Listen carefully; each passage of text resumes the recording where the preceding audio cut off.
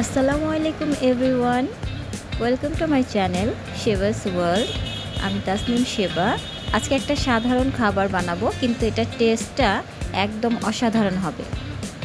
যেমন আমি এখানে কিছু জিনিস নিয়ে নিয়েছি, যেটা হচ্ছে একটা সেদ্ধ ডিম, সেদ্ধ আলু, আর হচ্ছে হলো পেঁয়াজ কুচি, মরিচ কুচি মানে কাঁচা মরিচ কুচি নিয়েছি, আর সাথে ওই যে আমি দেখাচ্ছি এটা হচ্ছে হলো লেবুর যে উপরে স্কিনটা থাকে না, সেই স্কিনটাকে আমি কুচি কুচি করে কেটে নিয়েছি।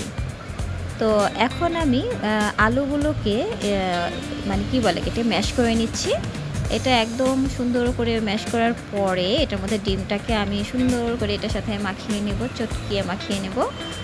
তো এর সাথে একটু লবণ দিয়ে আমি পেঁয়াজ আর কি বলে এটাকে কাঁচামরিচটাকে সুন্দর করে মেখে নেব, এবং এটাকে মানে মোট কথা আলু ভর্তা বানাচ্ছি, বুঝতেই পারছেন।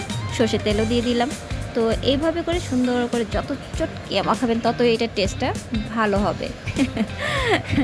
তো যাই হোক, এই যে আমি বানালাম আপনাদের জন্য, সেটা হচ্ছে আলু ভর্তা, কিন্তু আসলে শুধু আলু ভর্তা না, এটার মধ্যে একটা ডিমও আমি দিয়েছি। তো একটু অন্যরকম হয়ে গেল না? তো এই যে এখন একটু টেস্ট করে দেখাচ্ছি কেমন হয়েছে। তো এই যে খাচ্ছি, আসলে অসাধারণ হয়েছিল।